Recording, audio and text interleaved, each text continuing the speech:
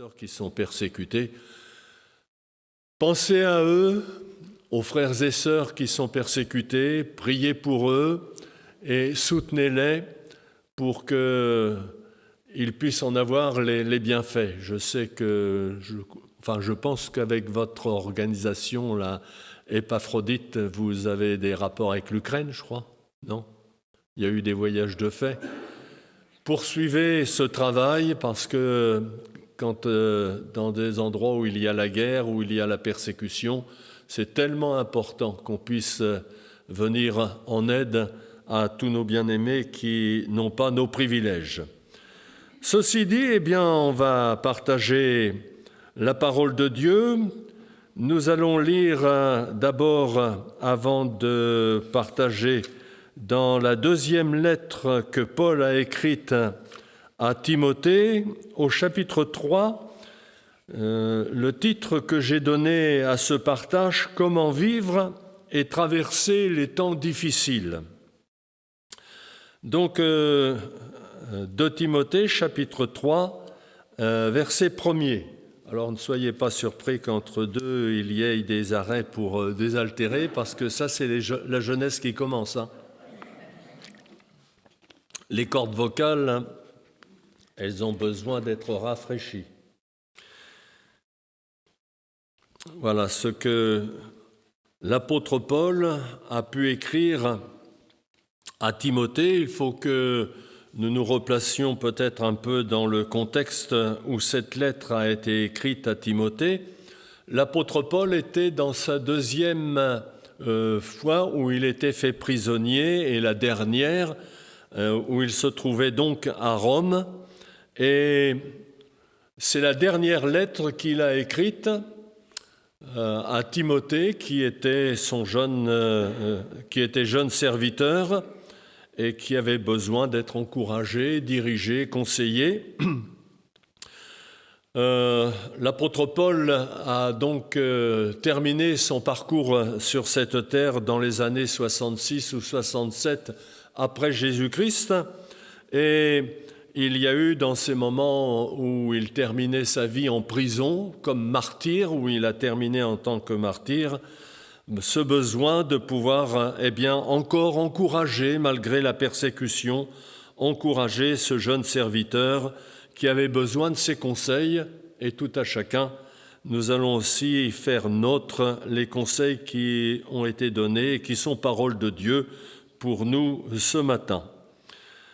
Alors nous lisons ceci: « Sache que dans les derniers jours, il y aura des temps difficiles, car les hommes seront égoïstes, amis de l'argent, fanfarons, hautains, blasphémateurs, rebelles à leurs parents, ingrats, irréligieux, insensibles, déloyaux, calomniateurs, intempérants, cruels, ennemis des gens de bien, traîtres, emportés, enflés d'orgueil, aimant le plaisir plus que Dieu, ayant l'apparence de la piété, mais reniant ce qui en fait la force. » Et le conseil qui lui était donné, et ce conseil nous est donné à chacun et chacune: « Éloigne-toi de ces hommes-là. » Nous reprenons notre lecture un peu plus loin. Je vous encourage à la poursuivre et la reprendre chez vous dans votre intimité et de la garder dans son contexte. Nous la reprenons au verset 14. « Toi, demeure dans les choses que tu as apprises et reconnues certaines, sachant de qui tu les as apprises. Dès ton enfance, tu connais les saintes lettres qui peuvent te rendre sage à salut par la foi en Jésus-Christ. Toute écriture ou toute l'écriture est inspirée de Dieu et utile pour enseigner, pour convaincre, pour corriger, pour instruire dans la justice, afin que l'homme de Dieu soit accompli et propre à toute bonne œuvre. » Nous arrêtons donc notre lecture ici.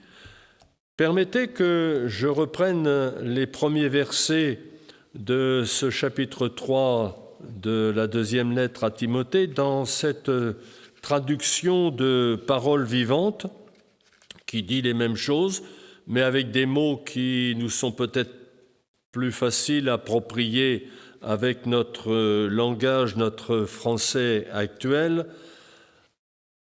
Voilà ce qui nous est donné. « Sache bien que des temps difficiles nous attendent. La période finale de l'histoire de ce monde sera une époque périlleuse et trouble. Les hommes seront égoïstes, avides, exclusivement préoccupés d'eux-mêmes, de leurs richesses, de leurs réalisations, de leurs prétentions. Ils seront, de plus, arrogants, jaloux, envieux, blasphémateurs et médisants. Ils ne connaîtront plus ni respect envers les parents, et là on le voit actuellement, ni reconnaissance, ni piété, ni affection, sans cœur et sans foi. Ils seront implacables dans leur haine, parjures, calomniateurs, incapables de se discipliner. Ils se livreront sans frein à la passion et à l'immoralité. Cruels, effrontés et brutaux, ils agiront sans pitié aucune. Les valeurs morales les laisseront indifférents.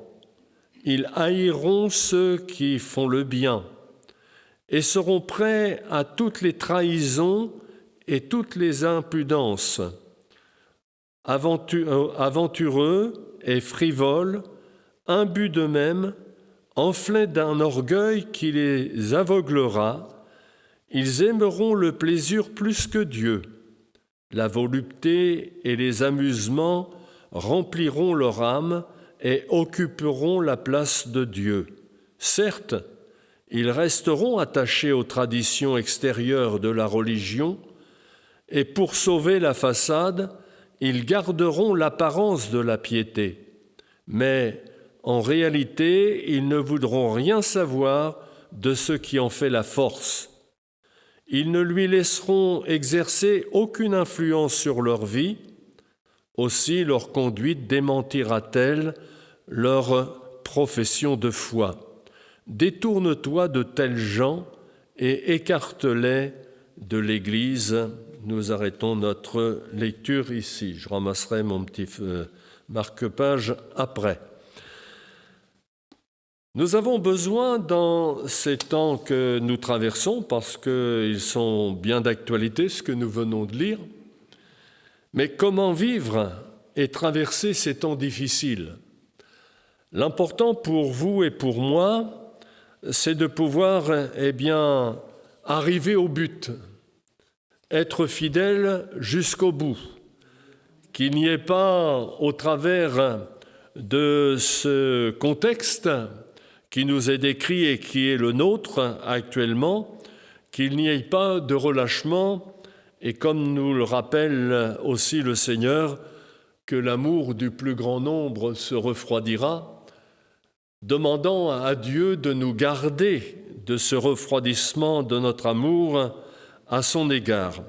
Nous avons quelques conseils que Paul, en son temps, déjà donnait à Timothée pour qu'il puisse traverser les temps qui étaient les siens et pouvoir, à chacun d'entre nous, nous donner les conseils qui nous sont nécessaires pour les traverser et pour pouvoir arriver, comme je viens de le dire, au but. Le verset 14 nous donne ces conseils. « Toi », donc c'est chacun de nous que nous pouvons nous approprier cette parole ce matin, nous qui la lisons. « Toi, demeure dans les choses que tu as apprises et reconnues certaines, sachant de qui tu les as apprises. » Si nous voulons traverser ces temps qui sont les nôtres, parce que la description que nous avons lue sont bien les descriptions de notre monde actuel, si nous voulons traverser ces temps difficiles et arriver jusqu'au bout, eh bien, il y a ce conseil qui nous est donné de nous attacher, de nous donner de demeurer, de nous maintenir dans ce que nous avons d'abord appris. Et faut-il d'abord les apprendre? Et c'est là où est notre responsabilité personnelle d'apprendre, de vouloir apprendre. Mais apprendre pas n'importe quoi. Apprendre ce que Dieu veut que nous apprenions. Apprendre ce qui est écrit dans la Bible. Aujourd'hui, au travers de tous ces réseaux sociaux, de toutes ces variations, on veut nous apprendre beaucoup de choses. Mais si nous voulons traverser les temps difficiles et ne pas nous laisser piéger, il est important que nous puissions apprendre les bonnes bases, apprendre de la parole de Dieu, apprendre de notre Dieu qui l'a inspiré, tous les conseils qui nous sont donnés. Alors ça, c'est la première chose, il faut d'abord apprendre. Et puis après, il nous faut aussi les reconnaître comme certains, comme ces enseignements étant sûrs. Il nous faut appuyer notre vie, notre confiance, notre foi sur ce que nous avons appris de la parole de Dieu, du Seigneur, des conseils qui nous sont donnés. Et comme j'avais l'occasion de le dire il y a quelques jours de cela sur Maromme pour une étude biblique, nous avons besoin de bien commencer, de bien poursuivre, mais de bien terminer, et cela en nous appuyant sur la parole de Dieu. Il est un temps où plus que jamais, il faut que la Bible devienne notre livre qui marque notre vie. Nous avons, au travers de nos librairies, au travers de nombreux écrivains qui écrivent de très bonnes choses, nous avons une multitude de livres. Mais notre foi ne doit pas dépendre de ces lectures. Notre foi doit dépendre et être appuyée sur la parole de Dieu. Même si nous pouvons nous édifier, nous faire du bien avec quelques lectures qui sont ajoutées. Mais ce que Timothée avait appris de la part de Paul, c'était cet enseignement sur la personne de Jésus, sur les bases de la vie chrétienne, sur ce qu'était l'exemple lui-même que Paul montrait à Timothée. Et Timothée les avait reconnues certaines parce qu'il les vivait et parce qu'il savait de qui il les tenait. Et vous et moi, pour traverser ces temps difficiles que nous avons pu décrire et rappeler par ces premiers versets du chapitre 3, eh bien, veillons à pouvoir continuer à accepter d'apprendre et de reconnaître ce qui est écrit. Il est écrit. Et c'est ce qui est écrit qui doit être l'appui de notre vie. Si nous voulons traverser ces moments difficiles de notre temps et être debout et être fidèles jusqu'au bout, il nous est donné ce deuxième conseil que Paul donnait à Timothée et que Dieu nous donne par cet intermédiaire au verset 15. « Dès ton enfance, tu connais les saintes lettres qui peuvent te rendre sage à salut par la foi en Jésus-Christ. » Timothée, depuis son enfance, avait eu le privilège d'avoir une maman, Eunice, et une grand-mère, Loïs, qui avaient su le guider dans ce qu'était à l'époque l'Ancien Testament, la loi que Dieu avait donnée à Moïse. Eunice, sa mère, et Loïs, sa grand-mère, ont été gagnés, ont été amenés à découvrir qui était Jésus-Christ par le moyen de l'apôtre Paul. Et Timothée a été au bénéfice d'une maman et d'une grand-mère qui l'ont encouragé à lire dans son enfance les saintes lettres de l'Ancien Testament. Et j'ouvre une parenthèse qui est importante, le rôle d'un papa, d'une maman, le rôle des grands-parents, comme dit souvent mon épouse, c'est aussi à nous, grands-parents, de montrer l'exemple à nos petits-enfants, de pouvoir leur montrer notre vécu. Et l'importance du témoignage, l'importance de marquer la vie. Quand j'étais jeune, j'ai connu l'Évangile, j'ai connu Jésus mieux, je l'ai découvert à l'âge de un peu plus de 13 ans. Mais dans mon enfance, j'ai eu une maman qui lisait la Bible tous les jours. Et je me souviens que sans bruit, chaque jour, je voyais ma maman avoir sa lecture dans la Bible. C'était sa vie, jusqu'au jour où elle a découvert d'une façon beaucoup plus précise ce que le Seigneur Jésus attendait de sa vie, ce qui nous a amenés, nous aussi, à le découvrir, puisque nous sommes allés écouter cette bonne nouvelle sur Rouen vers cet âge-là que je viens de vous dire en ce qui me concerne, mais l'importance de montrer l'exemple. Alors, il y a des papas et des mamans, ou des papis et des mamies, encouragés. Je sais, pour notre vécu, il faut le vivre, essayer de le vivre simple, ne pas harceler, ne pas fatiguer, mais essayer de le vivre simplement. Quand nos petits-enfants viennent, nos petits-enfants qui deviennent bien grands maintenant, mais à chaque fois, quand ils sont à la maison, le soir, on lit un psaume, on lit une parole, et puis on fait la prière. C'est simple, c'est pas long, c'est pas trop fatigant, mais ça marque quand même que notre vie, et puis chaque jour, quand on va chez les enfants, on prie, on demande au Seigneur sa grâce. Marquer la vie de notre jeunesse. Si notre jeunesse, qui est tellement perturbée aujourd'hui par les réseaux sociaux, avec tous ces crimes que nous voyons dans ce contexte actuel de ces jeunes qui ne connaissent pas le Seigneur, s'ils avaient un papa, une maman, une grand-mère, un grand-père ou un papy, une mamie qu'ils avaient auprès d'eux, cela éviterait bien des conflits et des difficultés. Prions pour les enfants, prions pour la jeunesse, parce qu'ils ont besoin de connaître celui qui amène la paix, qui amène l'équilibre. Amen. Alors on va un petit peu plus loin, ça c'est ces conseils qui lui étaient donnés et qui nous sont aussi utiles. Pour pouvoir traverser ces moments difficiles, nous avons aussi ce conseil au verset 16. Verset 16.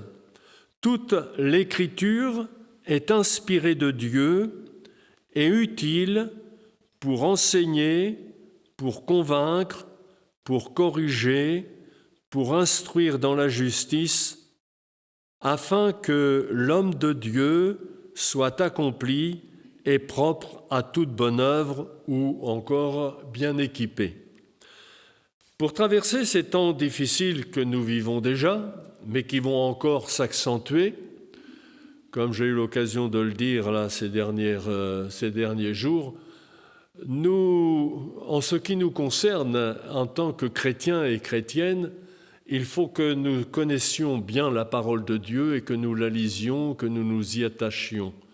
Parce que ce qui nous menace le plus, c'est la séduction. Des séducteurs, il va y en avoir de plus en plus, des faux prophètes, faux docteurs, faux apôtres, qui, au travers de paroles qu'ils vont tirer de la Bible, vont séduire. Et si nous ne connaissons pas la parole de Dieu, si nous ne nous laissons pas instruire, eh bien nous nous laisserons séduire.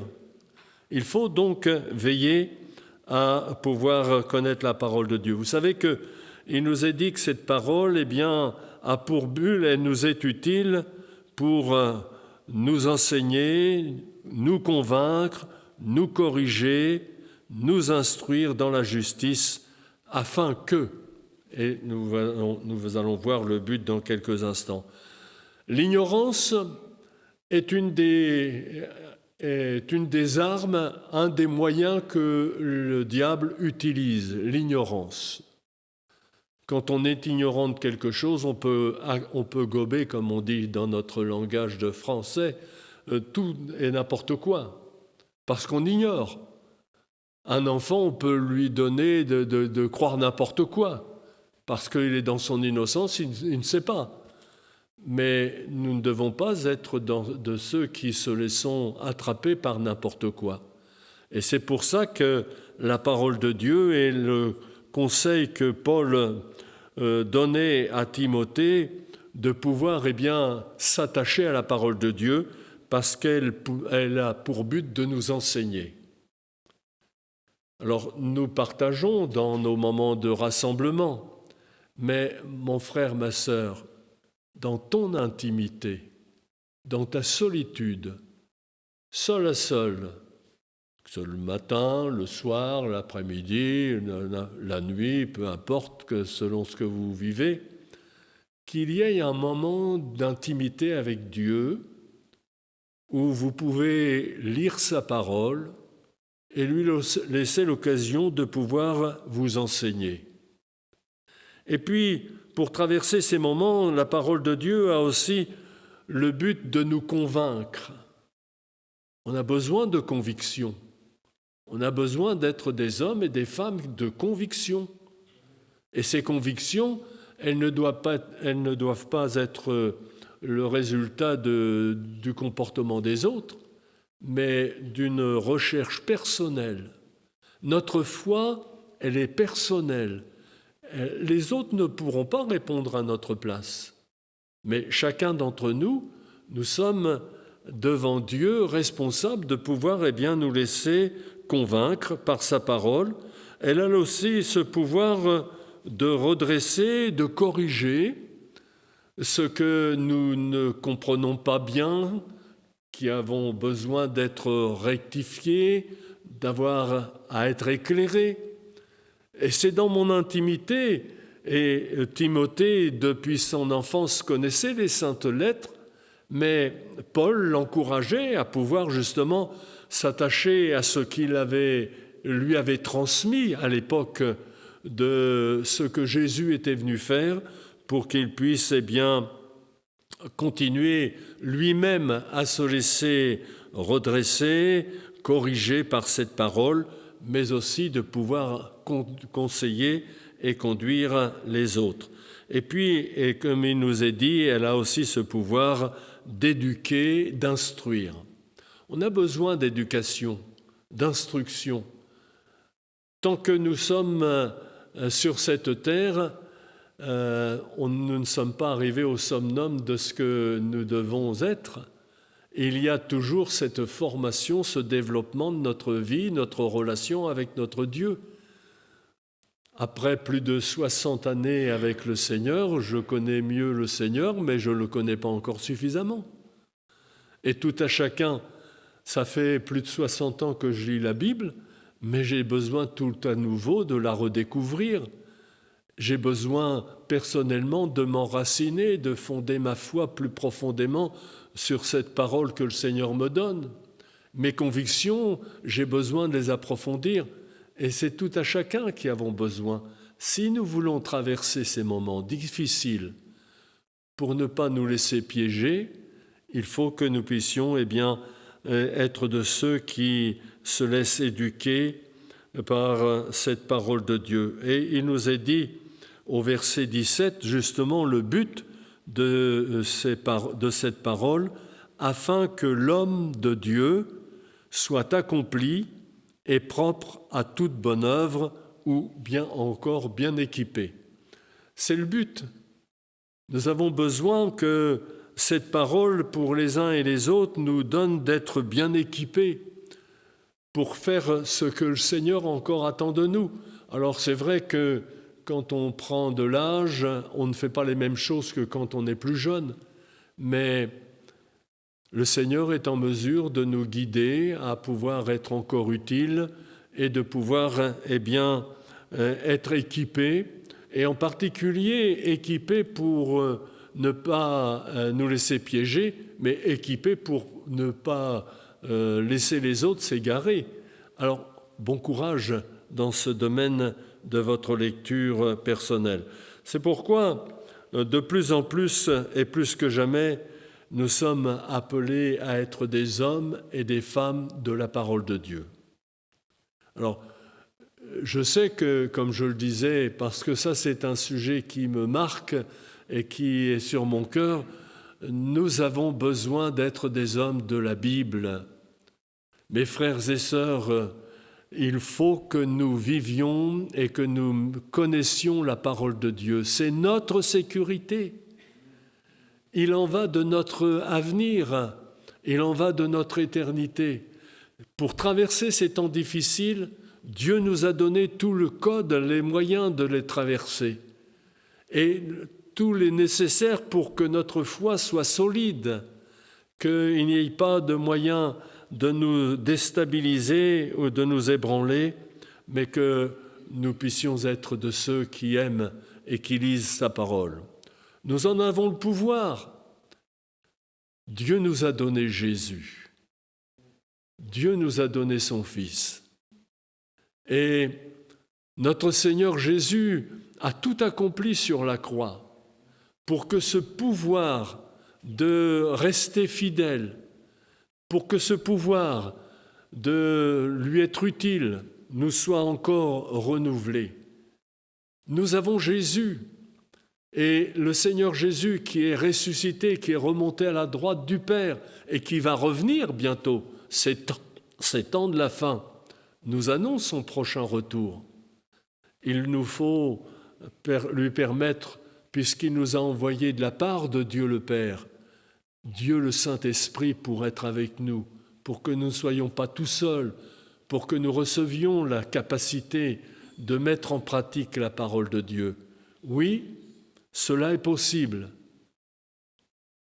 dans la mesure où nous faisons notre petite part. Et notre petite part, c'est d'avoir ces temps avec notre Dieu, chaque jour, d'avoir des temps où nous lisons sa parole, où nous lui permettons de nous guider, de nous conseiller. Et pour terminer, j'insiste encore, il faut que votre foi soit personnelle, fondée sur ce qui est écrit.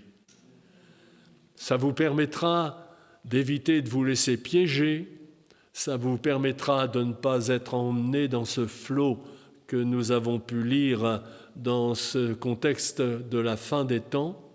Cela vous permettra de rester fidèle, comme je viens de le dire, et de pouvoir être présent quand le Seigneur va revenir. Et j'aimerais vous encourager, parce que Dieu vous aime, parce que le Seigneur est fidèle, parce qu'il vous veut du bien. J'aimerais vous encourager, mes frères et sœurs, c'est votre bonheur qui est entre vos mains et que le Seigneur met à votre disposition. Ce bonheur, il est là. Vous l'avez, alors lisez-le. Priez chaque jour pour ceux qui traduisent la Bible. Il y a des peuples qui ne l'ont pas encore dans leur langue. Priez pour eux, pour qu'ils puissent avoir l'intelligence du Seigneur pour trouver les mots dans les langues qui sont tellement différentes et qui restent fidèles au texte de l'origine. Priez pour que vous puissiez aussi partager cette parole, que d'autres puissent la posséder et qu'ils puissent aussi le découvrir. Car sortant de l'ignorance, découvrant ce que Jésus est venu faire de la part de Dieu pour les sauver, comme il nous a amenés aussi, parce qu'un jour, vous aussi, vous avez contrôlé ce qu'on vous disait et vous êtes à même de contrôler ce que je vous dis ce matin. Vivez cette relation avec Dieu par Jésus-Christ et votre bonheur, il est. Alors, traverser des moments qui ne sont pas faciles, malheureusement, ça fait partie de notre humanité, de notre vie terrestre. Mais le Seigneur est bon.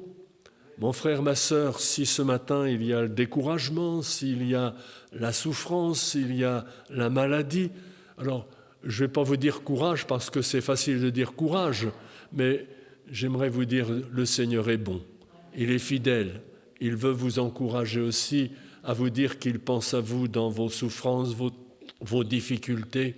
Et si vous avez, pour ce qui concerne les enfants, des soucis, apprenez à les porter vers le Seigneur comme vous le faites, continuez, persévérez pour qu'ils soient gagnés et qu'ils soient aussi de ceux qui pourront un jour vous dire « Tu as bien fait de m'enseigner, tu as bien fait de m'encourager ». Quand nos enfants étaient petits, maintenant ils sont bien grands et ils ont bien vieilli, mais c'était une question que je leur posais souvent. Est-ce que tu as lu ta Bible ? Mais ça les a peut-être barbés un petit peu dans certains moments de leur vie, mais ça leur a été utile puisqu'ils ont, par la grâce de Dieu, donné leur vie au Seigneur et ils lui ont consacré leur vie. Alors, le Seigneur aime vos enfants aussi. Il veut que vous puissiez, qu'ils traversent ces moments difficiles parce que ces temps ne sont pas faciles et ils ne vont pas devenir encore faciles. Permettons donc d'être renouvelés dans cet encouragement d'aimer notre Dieu, d'aimer sa parole et de lui obéir pour que cette parole nous donne d'être bien équipés. Amen. Merci au Dieu notre Père pour nous avoir laissé cette parole qu'est la Bible. Aide-nous par l'action de ton esprit à bien comprendre ta parole et nous donner ta capacité pour la pratiquer. Jésus, tu es auprès du Père en notre faveur pour nous donner de vivre tes capacités.